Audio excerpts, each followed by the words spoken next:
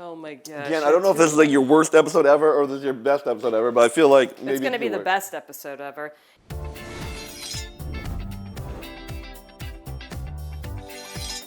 Well, the show continues as we continue to celebrate the Seahawks and 50 seasons of Seahawk football. We are finding as many of the top 50 players in franchise history as we can. And this guy, well, he was a big part of it for a long time, a decade in fact.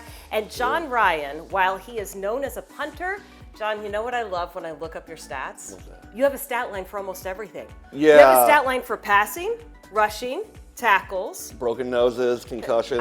That does not actually list it on yours. But I love that. You were the most all-around punter we've seen. I guess so. It was fun. I always said that whatever I was going to do, I was going to do 100%. You know, if I was going to punt the ball, I was going to give it everything I had. If I was going to run, I was going to run until I scored, or I broke my nose, or I got a concussed. Like I was going to do everything 100%, and it was partially just because I love this city. I love the 12 so much, and I kind of had that desire to do that for them. Well, I cannot wait to see what that effort translates to in the kitchen Nothing today. We are going to make dinner, and we are going to do it with wine. So if you would please do the honors, all of these ingredients purchased at Safeway, including the wine. And we are going to have a Merlot today. Okay. Because we are going to do like a chicken smash burger taco. Okay, if you say so. What? I feel like I hope you don't need much help from me. Or a little more enthusiasm on that front. I'm enthused as long as you're cooking and I'm not. Well, you know what I'm help. really impressed with? Your ability to open wine. I have some practice. Well, good. This is going to work out just fine. We did do a Merlot because while these are a taco kind of burger mashup, it's not traditional taco seasonings. There's nothing spicy about this. This is kind of a burger in a taco. So this should be pretty mellow. These are real good pours, Don.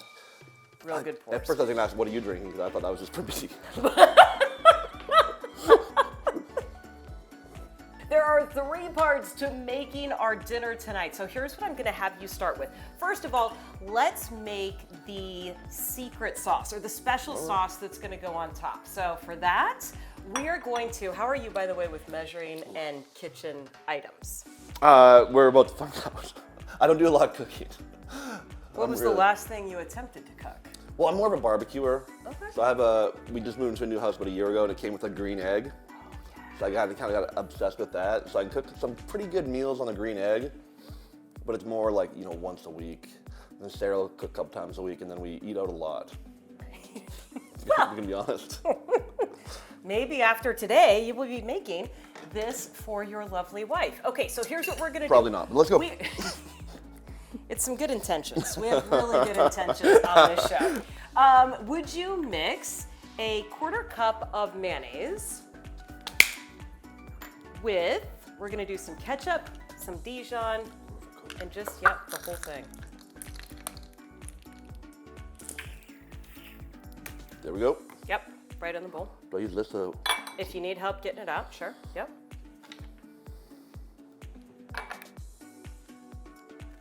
All right.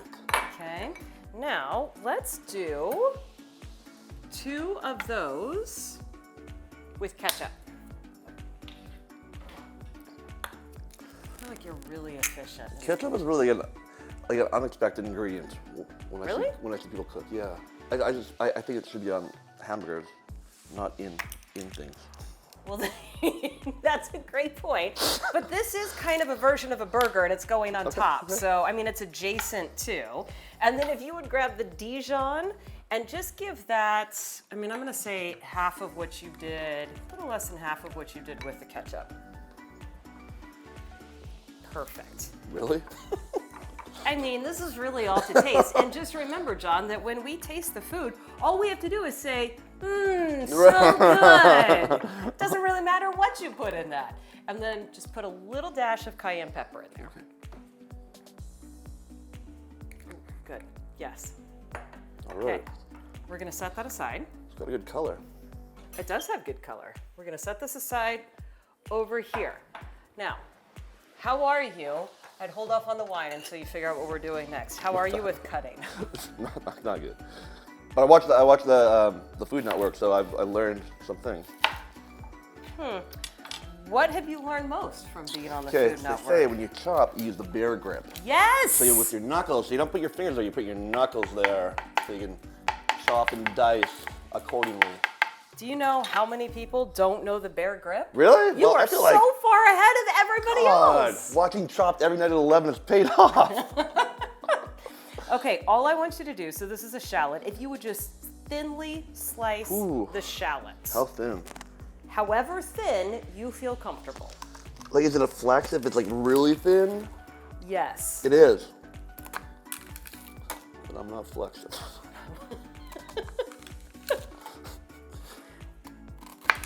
I like it. There we go. Okay, so let's leave that right there. And if you would take the red wine vinegar and the olive oil, we're gonna combine them in the bowl. So let's do about, let's see, 2 tablespoons of each. And you know what, I'm just gonna have you eyeball it. Okay. Well, this says 2 teaspoons. Is 2 teaspoons 1 tablespoon? No. Yeah. It's a really Thanks random... a lot, Canadian education system. Wow.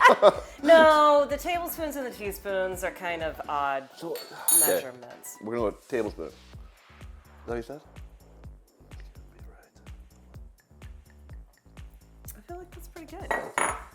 You're gonna recognize this. What we're doing right now is we're making what some people would consider like a salad dressing, but all we wanna do is get the shallots into this mixture and it's gonna mellow out the shallots. Otherwise, when you put them on top, it's gonna taste very oniony. And we kind of want to... So I wanna put these in right now? Yep.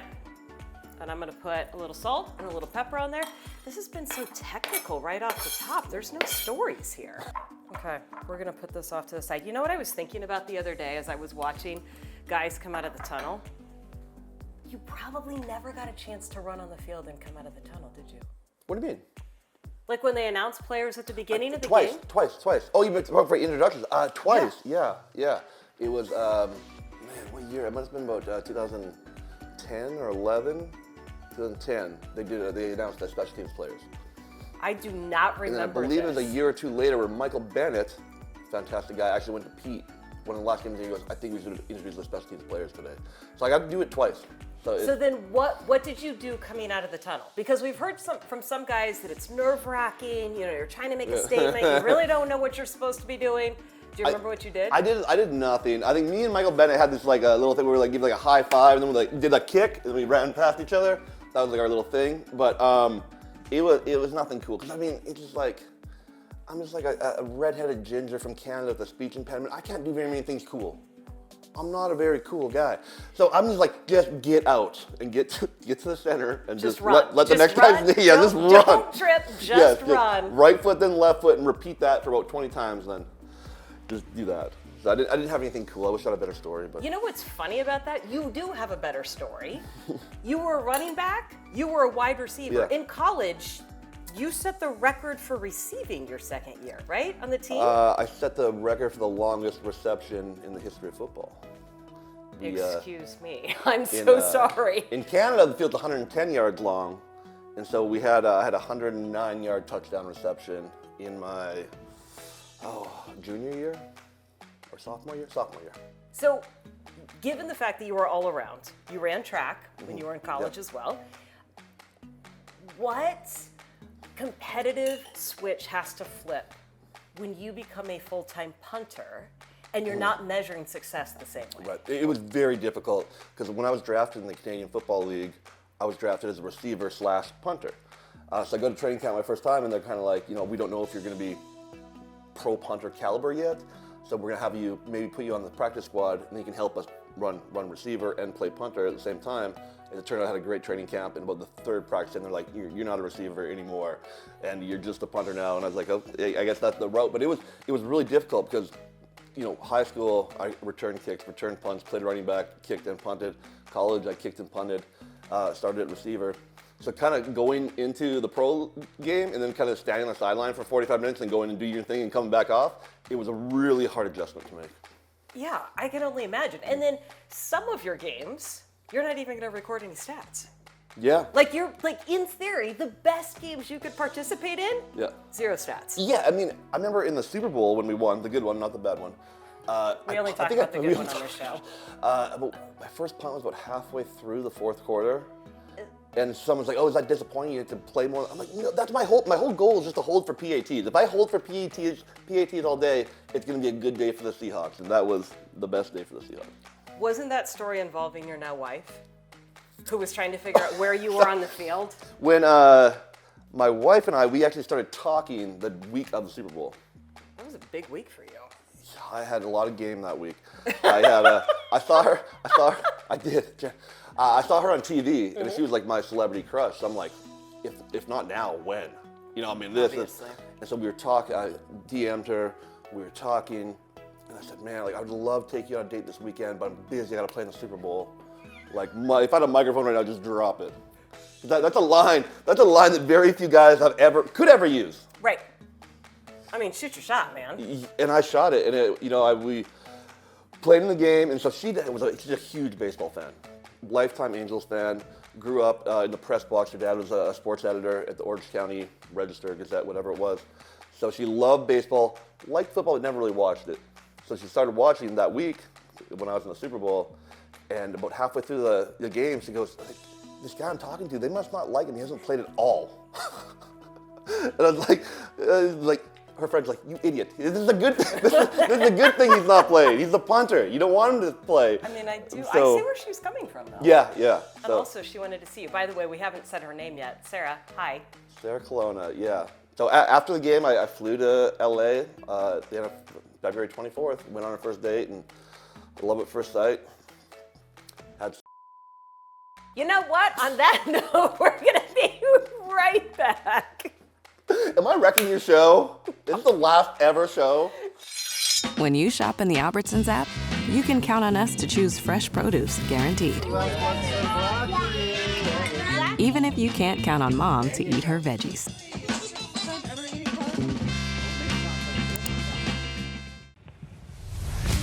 I Cook, You Measure is proud to support Game On, so every kid can play.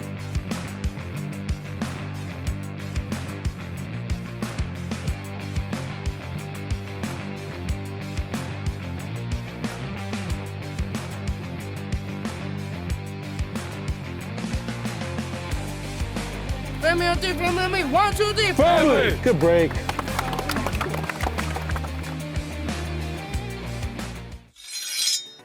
All right, it has already been a very eventful episode, and we have not actually gotten to the chicken portion of what's going on our tacos. So, John, it is your turn to mix one more time. I'm going to call out some ingredients for you.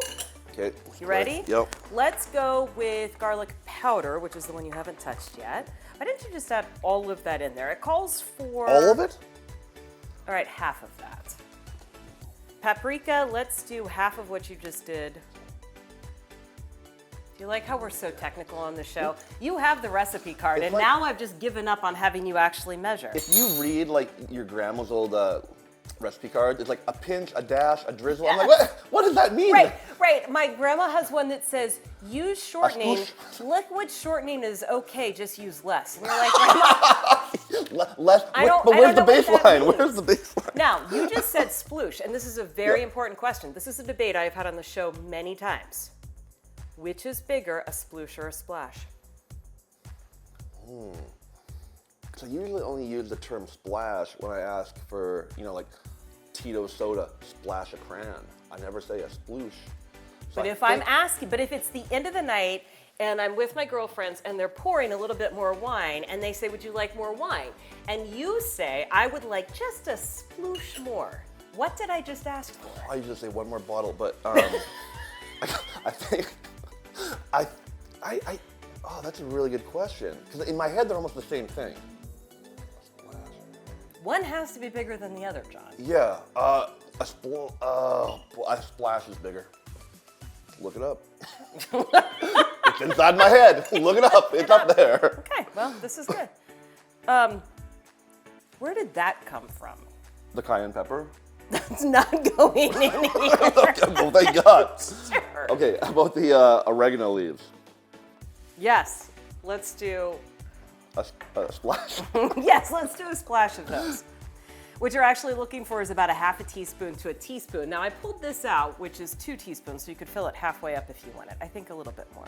That's a lot of flair. When a lot of oregano going places. How about, can you use half Yes, of I that? can. Fill half of that up. Boy, this is, okay.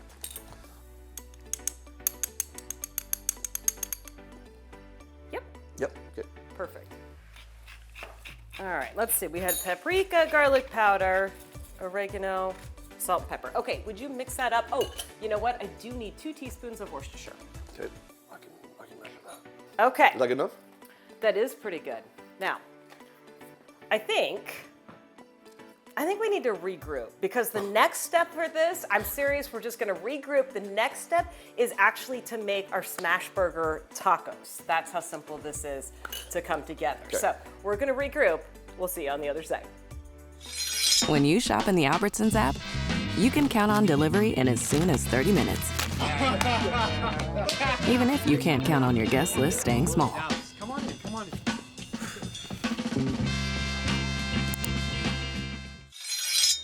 Okay, magically, the kitchen counter is clear and we're on to the next step. This is how quickly This wine bottle's supposed to be clear. it's coming together. So the idea is we are gonna take a chicken burger and we're gonna turn it into a taco. So here's what I would like for you to do. John, could you portion out and I'll show you how much. You're gonna take that, Okay, or I'll take this. I'll show you how we're doing it. okay, meatball size. Yep, and we're gonna pat that all down. You might want a little bit more. Golf ball size.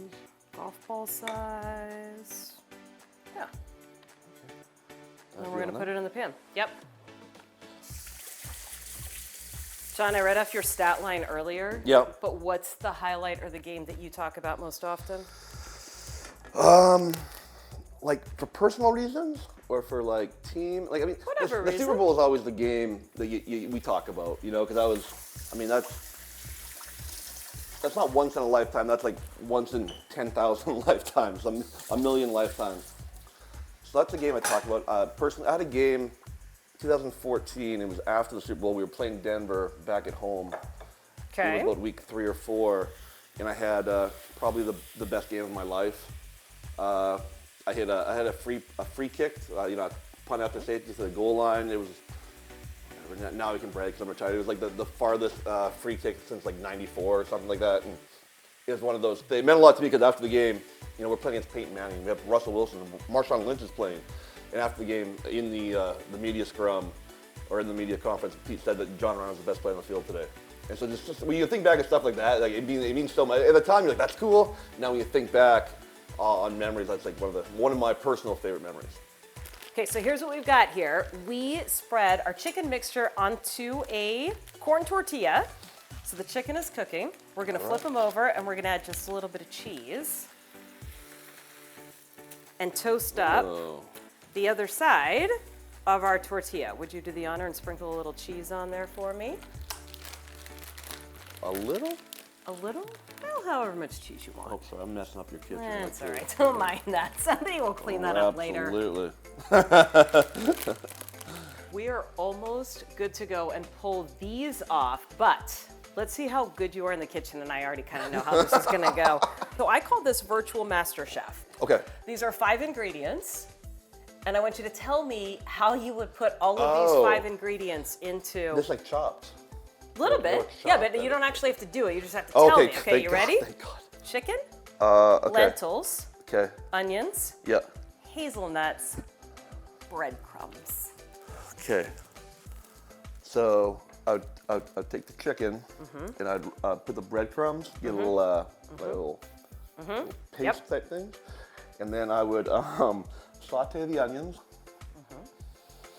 and then I would take the lentils and I'd throw them in the garbage, and then I don't necessarily know exactly what you do with a hazelnut. You probably put that in with the breadcrumb mix. You put it in the mix, and then it's gonna be kind of like a breaded chicken with sauteed onions and no lentils.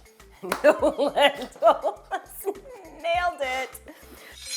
You already relate to a female audience in ways that you might not realize, peeps at home. How's that? I don't have to take off my shirt, do I? What's going on? Wow, we're going in two totally different directions on this one. I was going with your love of romance novels. I love romance novels. Yeah, well. It's I would say my genre is more like a beach read. Oh, yeah. You know, like a Nantucket, Virgin, something set in the Virgin Islands, Yep. something like that. Ellen Hildebrand's my favorite Yep. writer. Yep. I've read all 28 of her novels. I've only read about and 6, so- but yes. And then my wife likes psychological thrillers, like just like the darkest, like Dateline on steroid type stories. And so we have a podcast together when it's maybe a little bit. 1 month we'll read one of my books, the next month we'll read one of her books, and we go back and forth. We talk about the book all the month, and then we do a review on the 4th week of every month. And it's a little bit, people don't expect it coming. They kind of think that I'm going to be the guy that wants the psychological thrillers, and she's going to be the romance, and everything's kind of backwards. So we have a lot of fun with it. The Book Lisp. The Book Lisp. You have 2 years. You have 1 good year right now. You probably know why we call it that. Hey there, it's me. Food. Whenever you need me, Can I get that fried chicken? I'm ready for you. Especially when you're busy. And you're always busy. So awesome. But no matter what, we find time for this. So go ahead and enjoy the moment. Because there's plenty to go around. Keep it easy, my friends. Sincerely, food. Sincerely, Safeway. Looking for dinner inspiration? Discover quick, delicious recipes in the Meals Hub, only on the Safeway for You app. From easy weeknight meals to on-the-go recipes, your next favorite dish is just a tap away.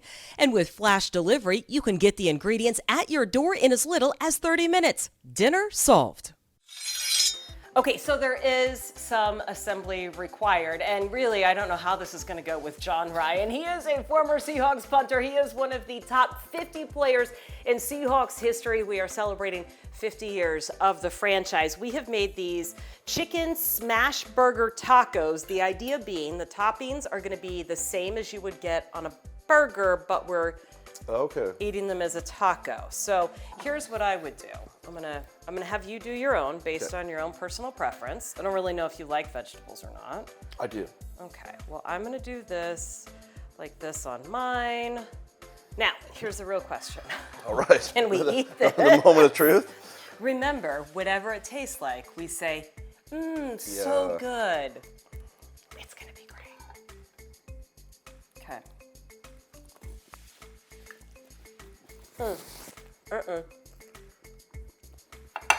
You're going to say, so good. You already messed it up. It is so good.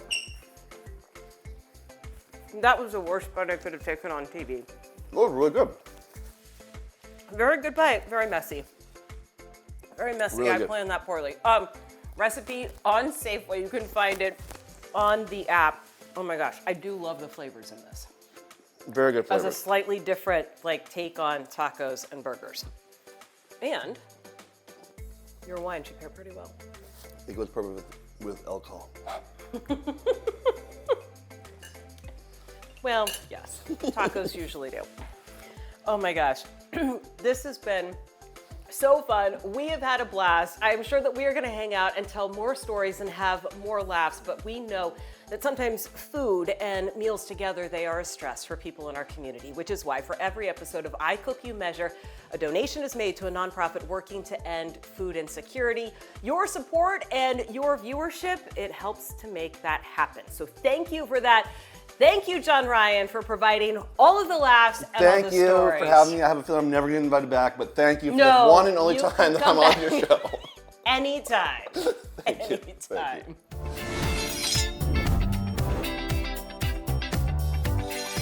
What did the lentil do? I thought farmers just grew them and threw them out. Why would they do that? No. Oh, sorry. I Cook, You Measure is presented by Safeway, who welcomes everyone at the table through the Nourishing Neighbors program. You can donate in stores or by visiting nourishingneighbors.com.